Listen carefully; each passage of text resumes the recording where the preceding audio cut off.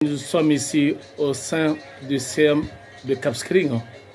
Le prétexte, c'est bien sûr la rentrée scolaire hier, qui s'inscrit dans un concept bien célèbre, bien vulgarisé, de Ubité Djangitei.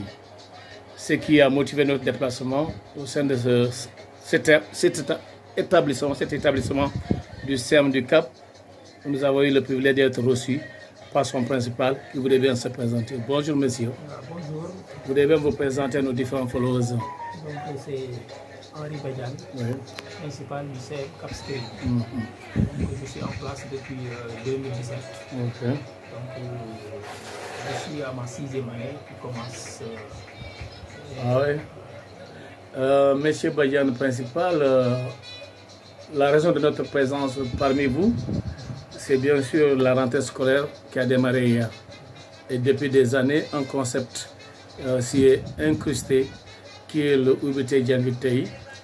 Voilà, nous voudrions vérifier avec vous l'opérationnalité de ce concept, si le Ubité Djangitei a été effectif au sein de votre établissement qui est le CM du Cap.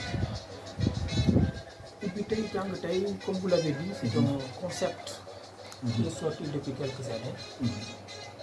Donc, pour cette année, au CM Cap Skirring, tout a été entrepris. Tout a été entrepris d'abord par les parents d'élèves qui ont procédé au désherbage. Ensuite, le jour de la rentrée, donc, les professeurs en masse sont venus.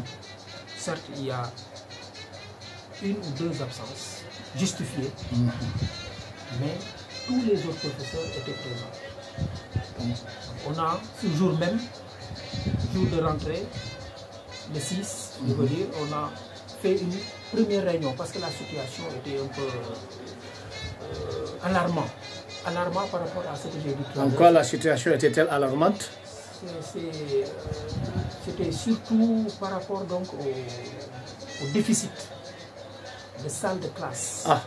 Déficit de salle de classe. Okay. Parce que moi, je me dis que c'est le principal problème. Tous les autres problèmes peuvent trouver une solution.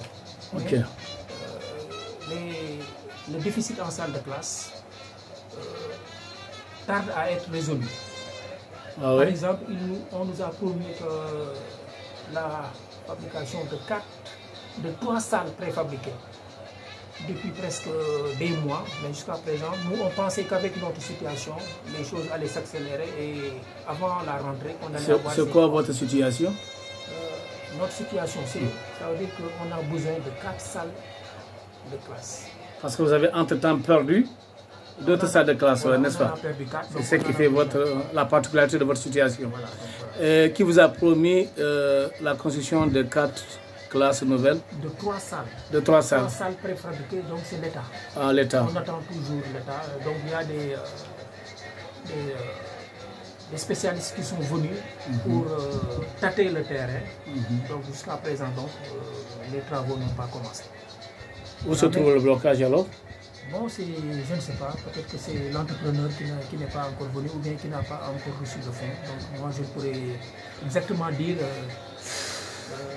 Et comment vous faites alors pour fonctionner devant cette pénurie de salles de classe, face quand même à ce nombre assez important d'effectifs, de pensionnaires du CM? Donc il faut d'abord dire qu'on a joué sur l'aide de l'IF, M. Wad, que nous remercions, qui nous a autorisé la journée continue. Qui nous a autorisé donc la journée continue. Et avec cette journée continue, on a essayé donc de jongler avec les emplois du temps qu'on avait déjà confectionnés. On a essayé de jongler. Dans un premier temps, c'était compliqué, mais avec la réunion que j'ai eue avec les professeurs, donc même aujourd'hui, avec un de mes professeurs, avec 2 de mes professeurs, donc on a essayé de parfaire ces emplois du temps pour que les élèves, peut-être d'ici lundi, viennent et commencent les cours. Donc ça ne veut pas dire que les cours n'ont pas encore commencé. Ça ne veut pas dire. Les professeurs sont là, ils viennent. Hier, ils sont venus. Le 6, ils sont venus. Aujourd'hui, je pense que c'est le 7, ils sont encore là. Mais ce sont les élèves maintenant qui manquent à l'appel. Là aussi, nous lançons un appel donc aux parents d'élèves. Par exemple, aujourd'hui, il n'y a eu que la présence de 12 élèves. 12 élèves seulement de 2 classes présents pour 2 classes de 3e réunies. Quand même, hein? Et cette année, pour le moment, on compte à peu près 500 et plus 560 élèves. Oui. Peut-être que le nombre peut augmenter comme ça. Oui, relativement. Donc, apparemment, le concept Ubité Djangité n'a pas été effectif parce que les élèves n'ont pas répondu présent. C'est encore l'esprit de vacances qui prévaut chez eux. Là, il faut le dire. Même si on a des problèmes de salle de classe, même si on a des problèmes de salle de classe, au moins il y a 6 salles de classe qui sont fonctionnelles, on ne voit pas d'élèves. On ne voit pas d'élèves. Surtout aujourd'hui, on n'a vu aucun élève. Aucun élève. Donc, nous lançons encore un appel aux parents. Nous allons tout faire. Nous allons commencer avec les élèves qu'on a pour que, par exemple, les autres puissent suivre l'exemple de leur... Oui, c'est un constat presque général hein, sur l'étendue du territoire. Voilà, justement, ce retard des élèves qui traînent encore les pieds. Et donc, à tort ou à raison, accuse le Gamou de Tivaouane. Je pense que le Gamou a un dos rond, justement pour ça à tous les coups. Mais nous avons l'espoir que lundi, le Gamou est derrière nous, fort heureusement. Voilà, qui nous laisse beaucoup de bénédictions au passage. Et je pense que dès le lundi, la machine sera bien huilée. Et certainement que les élèves vont répondre à l'appel. Et que les cours reprennent. Et pour que le Ubité Djangsuba quand même soit vécu. Voilà, à défaut de Ubité Djangité, mais Ubité Djangsuba, c'est possible. N'est-ce pas? Vous avez un mot voilà, par rapport à l'année scolaire qui démarre pour le meilleur fonctionnement de votre établissement? Donc, d'abord, je voudrais souhaiter à tous les élèves du CM Cap Skirring une excellente année scolaire, mais aussi à mes profs qui se donnent à fond. Leur souhaiter une excellente année scolaire, surtout la santé, et ensuite une réussite. Une réussite par rapport aux résultats scolaires. Vous n'êtes pas sans savoir que l'année passée, le taux de BFM, le taux de réussite du BFM était de 98,40%.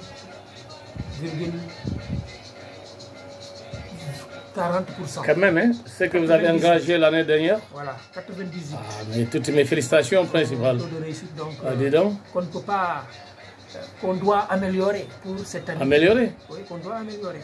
Pour maintenir le cap de l'excellence. Oui, pour maintenir. Donc il faut dire, hein, malgré toutes les difficultés, malgré toutes les difficultés que nous rencontrons, que les profs rencontrent, quand même, nous arrivons à faire de très bons résultats. Donc le 100% est attendu.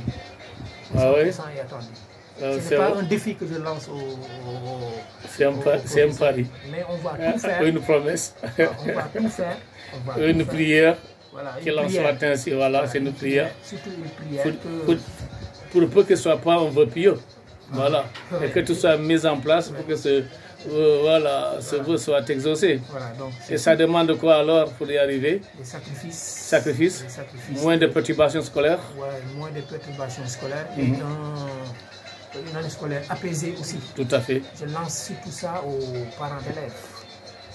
On veut une année scolaire apaisée, comme nous l'exige par exemple le parents d'élèves, mais c'est beaucoup plus aux syndicats, aux syndicalistes.